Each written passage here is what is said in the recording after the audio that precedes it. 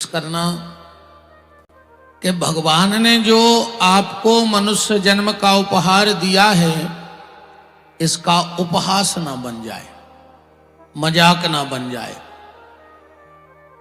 कोशिश करना कि इसी जन्म में भगवान का सानिध्य प्राप्त हो जाए, क्योंकि भगवान को भी बड़ी तकलीफ होती है। जब भगवान मनुष्य बनाते हैं और मनुष्य कर्म जानवरों जैसे करता है, तो भगवान को लगता है कि इसको हम जानवर ही बना देते तो अच्छा था। तन इंसान का और कर्म जानवरों के। कोशिश करना प्यारे कि इस तन से उस चेतन परमात्मा की प्राप्ति हो जाए। खूब नाम जप करो, जितना अधिक से अधिक कर सकते हो उतना भगवान का नाम जप करो, क्योंकि बिना नाम जप के ये जीवन बेकार है। आज की चर्चा को यहां से प्रारंभ करते हैं। एक बार पुरी में महाप्रभु जी पधारे। चैतन्य महाप्रभु जी पुरी पधारे तो महाप्रभु जी की एक झलक देखने के लिए हजारों लाखों की भीड़ इकट्ठी हो गई। हजारों लाखों लोग इकट्ठे हो गए महाप्रभु जी को एक झलक देखने के लिए। सबने महाप्रभु जी का दर्शन किया और सबने हाथ जोड़ के महाप्रभु जी से कहा कि महाप्रभु जी, हमारी इच्छा है कि आपकी प्रसादी हमारे घर में हो जाए। ऐसा गांव के लोगों ने क्यों कहा? ऐसा गांव के लोगों ने इसलिए कहा क्योंकि शास्त्र कहता है जिसके घर में 3 लोगों के मुंह का जूठन नहीं गिरा, जिसके घर में 3 लोगों के मुंह का जूठन नहीं गिरा, उसका घर घर नहीं शमशान की भूमि से भी गया गुजरा है। अगर तुम्हारे घर में 3 लोगों के मुंह का जूठन नहीं गिरा है तो तुम्हारा घर शमशान की भूमि से भी गया गुजरा है। कम से कम शमशान की भूमि में तो भगवान का नाम लिया जाता है। हम उसको मरघट तो कह नहीं सकते। लोग भली कहते हैं कि हमारे गांव का मरघट गांव के बाहर है, पर यह गलत है। तुम्हारा घर ही मरघट है, क्योंकि मरा व्यक्ति तो तुम्हारे घर में है, वहां जाके तो मरा नहीं कि मरा है। वो मरघट नहीं है, वो जलघट है। वहां पांच भौतिक शरीर को मिट्टी में मिलाया गया है, पर प्राण तो उसने घर में छोड़े हैं। तो जहां घट से प्राण निकल जाए वो मरघट। तो हर व्यक्ति का घर मरघट है। अगर 3 लोगों के मुंह का जूठन नहीं गिरा तो तुम्हारा घर आज भी शमशान है। कोशिश करना कि इन 3 लोगों के मुंह का जूठन तुम्हारे घर में गिर जाए, वरना तुम संकट में फंसे रहोगे। 3 लोग कौन? सबसे पहले गौ माता, जिसके घर में गैया के चरते चरते कुछ जूठन मुंह से नहीं गिर गई है, वो जगह पवित्र नहीं है। आप नया मकान बनाओ, खूब पूजा पाठ कराओ, पर जिस दिन नया मकान बनाओ और उसका गृह प्रवेश करवाओ तो चाहे एक छोटा सा बच्चा बचिया हो, पर अपने मकान में जरूर घुमा देना। तुम्हारे घर में जितनी विकृत ऊर्जा होगी वो गैया मैया सब निकाल के बाहर कर देगी। गैया मैया का यह प्रभाव है। पर अब आजकल गैया मैया तो है नहीं, अब तो कुत्ता कक्का है सबके घर में, है ना। अब तो कुत्तों से प्रेम है। गैया मैया किसी के घर में नहीं, अब तो कुत्ता रखने का रिवाज है, कुत्तों को पालने लगे हैं लोग। तो सबसे पहले गैया के मुंह का जूठन हमारे घर में गिरना चाहिए। अगर गैया को तुम एक रोटी दे देते हो, देखो व्यक्ति को 5 यज्ञ रोज अपने घर में करने चाहिए। संसारी के लिए 5 यज्ञ रोज करने चाहिए घर में। सबसे पहला देव पूजन, पितर पूजन, अतिथि पूजन, गौ पूजन। गैया के रोम रोम में देवता विराजे हैं। अगर एक रोटी तुम गाय को दे देते हो तो सब देवताओं को भोग लग जाता है। पहले हमारे यहां पहली रोटी गैया को दी जाती थी और आखिरी रोटी कुत्ते को। अब जल्दी जल्दी में क्या होता है कि पहली रोटी बनी तो घर वाले ने खा ली, और आखिरी की रोटी बची तो घरवाली ने खा ली। आखिरी वाली रोटी कौन खा लेता है? घरवाली खा लेती है। अब पहली रोटी आदमी खा के ऑफिस चला जाता है। तो निवेदन बस ये है कि गैया मैया की जूठन आपके घर में गिरनी चाहिए। दूसरी गौरी, गौरी माने कन्या। हर घर में कन्या भोजन होना चाहिए। अब ये भी बात ध्यान से सुन लो, अगर घर में कभी कन्या भोजन कराओ तो ये गलती नहीं करना, और अगर ये गलती करना तो इस गंगा झिरिया पे कसम खा के जाना कि आज के बाद घर में कभी कन्या भोजन नहीं कराएंगे। 9 साल तक की कन्या, 9 साल से शादी ना हो तब तक कुमारी, शादी हो जाए तो नारी, और जिस दिन उस वंश की बेल को बढ़ा देती है तो बन जाती है महतारी। ये नारी का पूरा जीवन है। और ये मेरी बात नहीं है, जो सप्तशती का पाठ करते होंगे उसमें स्पष्ट लिखा है, प्रथम शैलपुत्री चो, द्वितीय ब्रह्मचारिणी, तृतीय चंद्र घंटेति, कूसमांडकम चतुर्थकम, पंचम स्कंद मामेति, षष्ठम कात्यायनी चो, सप्तम कालरात्रीति, महागौरी चो चाष्टमम, नवम सिद्धात्री चो, नव दुर्गा प्रकीर्तिता। ऐसा सप्तशती का लेख है। तो गलती क्या नहीं करनी है? अगर कन्या भोजन कराओ तो ये गलती नहीं करना। कौन सी? कभी भी कन्या भोजन में जात पात का लेखा मत लगाना। कई बार हम लोग क्या करते हैं, अच्छी समाज की बेटी आ गई तो भीतर बिठा के जमा दिया, और छोटी समाज की आ गई तो बाहर बिठा के जमा दिया। 9 साल से छोटी बेटी में कभी भी जात पात का लेखा नहीं लगाना।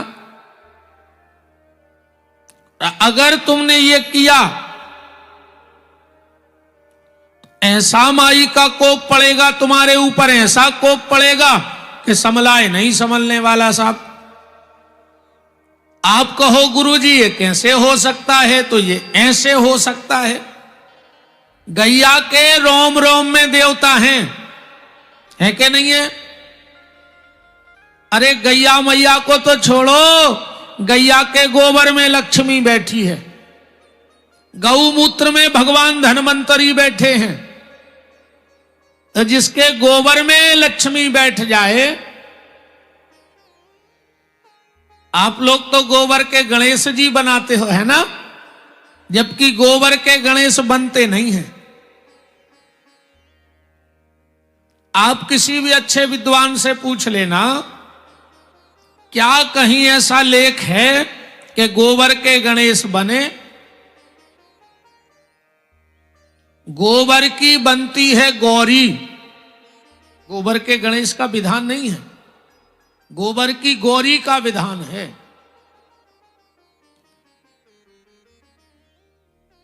तो बात सिर्फ हम ये कर रहे हैं कि जिस गैया मैया के गौमूत्र में भगवान धन्वंतरी हो, जिसके गोबर में लक्ष्मी बैठ जाए, वो गैया तो पवित्र होगी ही होगी, नहीं होगी?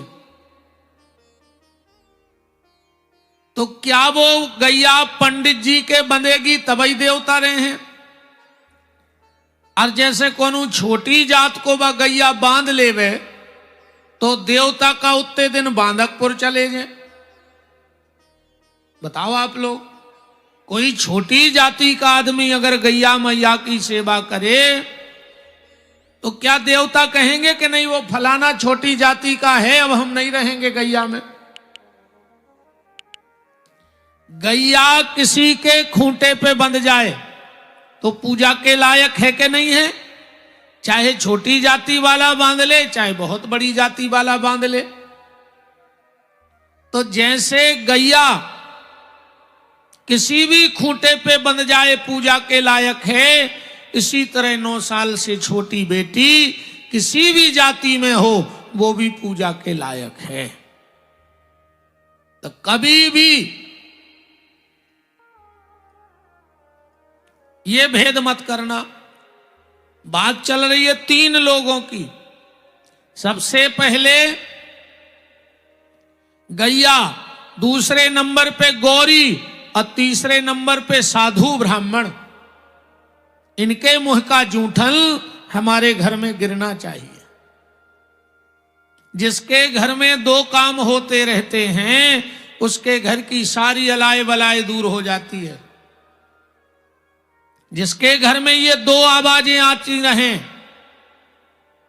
रोज एक आवाज आवे आपके घर में स्वाहा स्वाहा स्वाहा, चाहे थोड़ा सा साकल अपने घर में होमना पर रोज आहुति देना। और उसके लिए भी माताओं एक बात ध्यान से सुन लो,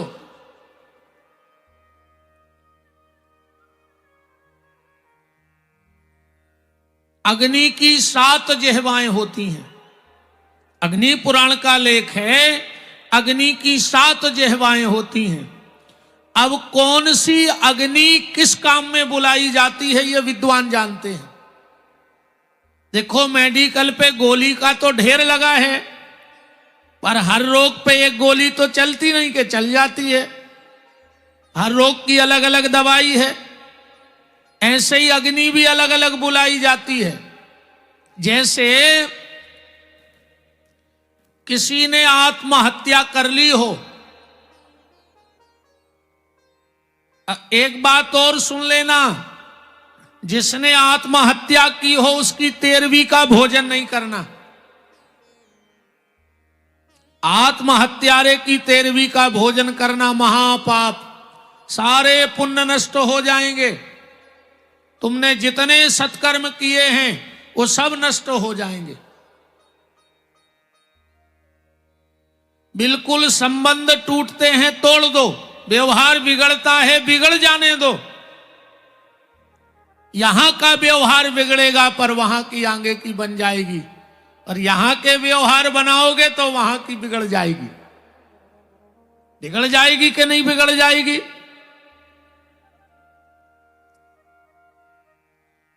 अग्नि की 7 जिह्वाएं हैं। जैसे गर्भिणी नारी अगर बच्चे को जन्म देते वक्त दोनों की मृत्यु हो जाए तो कौन सी अग्नि बुलाई जाएगी?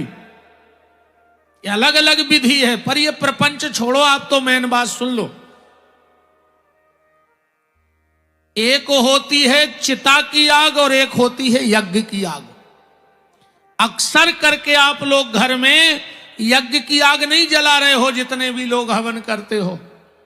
आप अपने घर में मरघट की आग बुला रहे हो, इसलिए इतना पूजा पाठ करने के बाद भी आपके घर में सुख शांति नहीं है। आज आदमी के पास सब कुछ है, आज आदमी के पास सब कुछ है, बस एक चीज नहीं है। बात को ऐसे समझो, पानी के पास सब कुछ है, पानी के पास सब कुछ है, बस एक चीज नहीं है। कोई जवाब दे सकता है कि पानी के पास क्या नहीं है?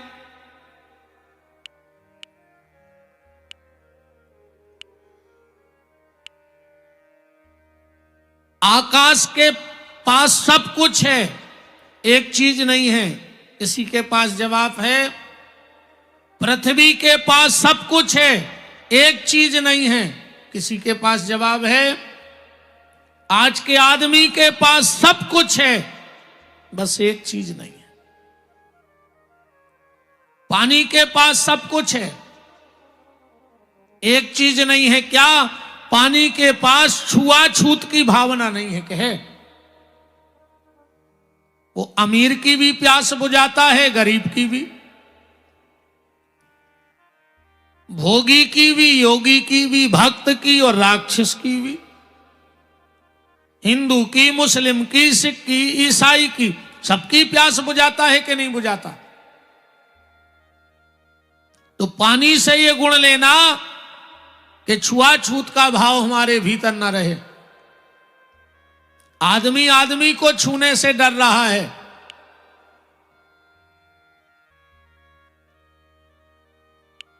निवेदन ये व्यास गद्दी आपसे कर रही है, अगर छूने से डरना तो 3 चीजों को छूने से डरना। इनको मत छूना, ये खतरीली चीजें हैं 3। कौन? सबसे पहले बिजली का तार। बीजा डोंगरी में कोई छुएगा? हाथ उठाओ, कौन छुएगा? चलो पकड़ के बताओ जरा, तार खंबे पे चढ़ के। छूने से डरना तो बिजली के तार को छूने से डरना, छूने से डरना तो बिच्छू के डंक को छूने से डरना। छुएगा कोई बिच्छू का डंक?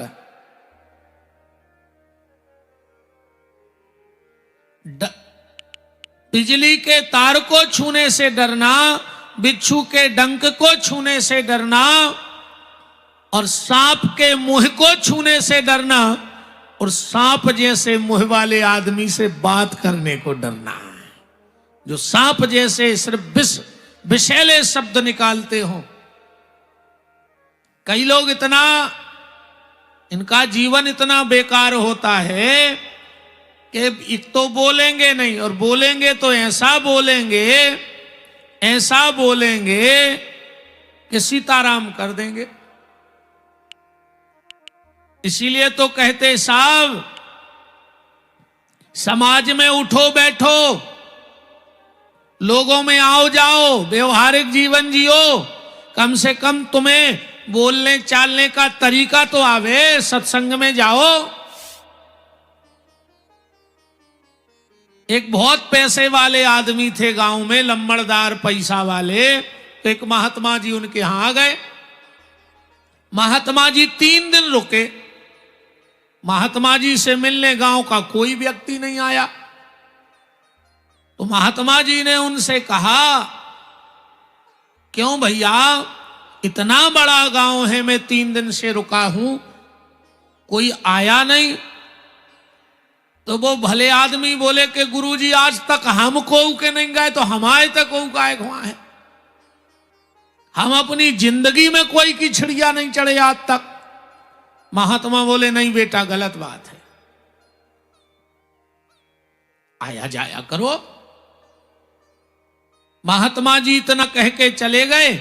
लम्बड़दार ने सोचा कि अब कल से हम गांव में जाएंगे, सुख दुख में सबके सम्मिलित होंगे। संयोग ऐसा बना कि गांव में एक परिवार में एक लड़का खत्म हो गया दूसरे दिन।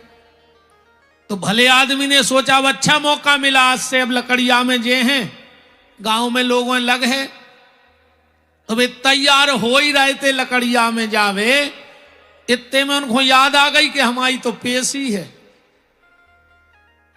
तो लड़का से बोले कि बेटा आज तुम चले जा, कल से हम जे हैं, आज तुम चले जा, कल से हम जे हैं। लड़का बोलो पिताजी हम आज तक नहीं गए, हमें तो पता ही नहीं है उते जाके का कहने। पिताजी बोले कुछ नहीं, जो चार जने बात कर रहे हो तुम हाँ में हाँ मिला जाइयो बस। बोले और बोले कुछ नहीं करने, जो चार लोग बैठ के बात कर रहे हो तुम्हें तो हाँ में हाँ भरने। लड़का तैयार भाव, पिताजी चले गए पेशी पे, लड़का चलो गो लकड़िया में। तो कछु लोग तैयारी कर रहे थे, कछु लोग एक तरफ बैठे थे। तो वे बैठे बैठे बात कर रहे थे, जो दूर बैठे थे। एक बोलो कि यार अच्छो मर गो, जो एक नंबर को हतो गंजेड़ी, एक नंबर को बिगड़ो हतो, एक हो मर जाने तो 10 साल पहले, कहूं जो 2-4 साल और जी रहा हो तो पूरे गांव के लड़का बिगाड़ दे। तो अब जो बैठो बैठो सुनाते रहो। जैसे ही भीतर से मट्टी निकाली, अर्थी पे रखी, तब तो लोग बाग रो हैं। सो जैसे ही वे रोन लगे, जो उठ के बोले हट काय खो रो रहा है, अच्छो मर गो, एक हो मर जाने तो 10 साल पहले, एक नंबर को गंजेड़ी। अब बताओ को लड़का मरे, हम तो कितना बिगड़ो हुए। गांव के लोगों को बहुत खराब लगो कि यार जिंदगी में तो कमाऊ आए ने, और आए सो ऐसे बतियाने। गांव के बोले एक काम करो, अबे तो अपन जो कारज निपटाइए, शाम को गांव भर के चल भी उनके तक भज्जा, तुमने आते सो ही अच्छे आते, पहली बेर आए और तुमने जो तमाशो करो। सो गांव भर के खट्टे भाई और भैया के घरे शाम को आ रहे। लड़का बोलो देखो पिताजी आज आई गए तो पूरे गांव के आए आज अपने थे, पूरे गांव के बैठ गए। बोले सुनाओ, अरे बोले भैया, अरे यार तुम आओ, जो लड़का ऐसी ऐसी कह रहा हो तो भली हम आओ, लड़का गंजेड़ी है तो मर गओ, तो एक ऐसी ने कहने थी, जो कह रहा हो अच्छो मर गओ, एक 10 साल पहले मर जाने तो। भैया बोले यार के जो मूर्ख आई, अब गांव भर के हमें माफ कर दे, जब तुम्हारा दूसरो लड़का मर है हम खुद यहां हैं।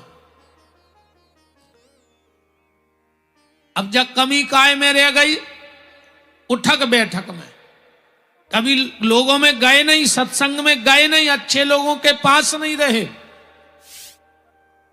ये गड़बड़ हो गया। तो बात ये चल रही है अग्नि की, एक होती है चिता की आग और एक होती है यज्ञ की आग। यज्ञ की आग में और चिता की आग में कितना अंतर है। शमशान में जब हम लोग जाते हैं तो पहले मुर्दा रखते हैं कि आग ही रखते हैं, बताओ? आग। पहले लकड़ियां जमाई जात, फिर मुर्दा रखो जात, फिर आग लगाई जात, ऐसा ही नियम है। तो जहां पहले लकड़ी रख दी जाए और ऊपर से आग डाली जाए, वहां चिता की आग आती है और सब जला के राख कर देती है। और हवन की आग में क्या अंतर है? आज के बाद जब मैंने कई लोगों को देखा है, वे पहले वेदी में, हवन कुंड में लकड़ी रख लें, कंडा रख लें, फिर कपूर डाल के आग लगे हैं। वो आग तुम्हारे घर से सब जला के चली जाएगी। आज के बाद जब भी यज्ञ हवन पूजन करो तो पहले अग्नि में, वेदी में आग जला के रख लेना, उसके बाद उसमें लकड़ी और कंडा डालना चाहिए। तो वो तुम्हारे यज्ञ की आग हो जाएगी और वो तुम्हारे घर में सुख समृद्धि लाएगी। बात समझ में आई कि नहीं आई? हमने क्या कहा? चाहे कपूर जला के रख लो, चाहे फुलबत्ती जला के रख लो, इसके बाद उसमें लकड़ी कंडा डालना।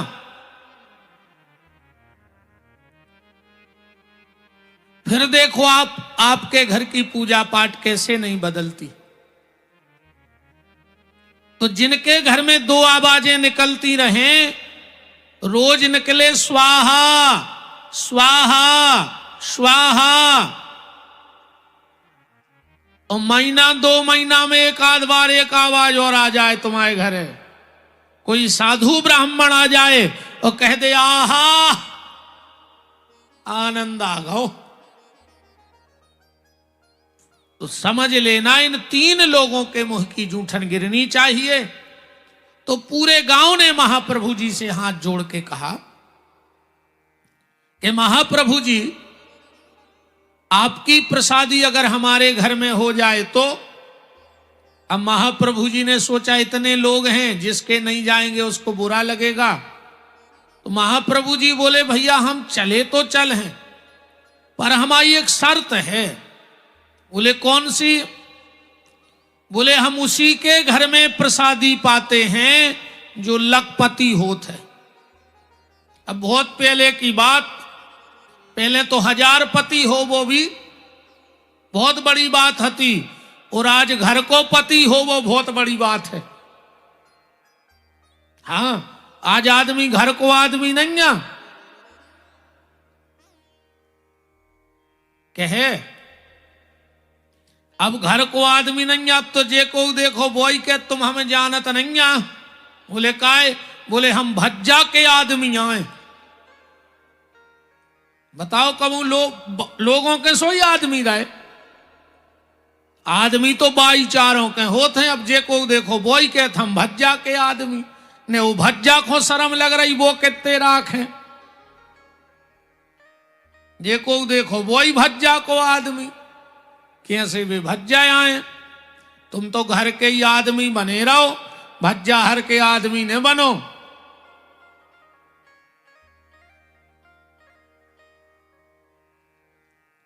पहले पैसा की कीमत थी,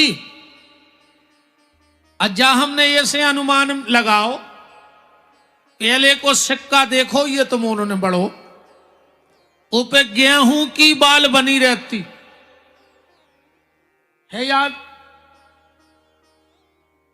एक के सिक्का पे गेहूं की बाल बनी रहती, मतलब 1 रुपया में आदमी को पेट भर जात।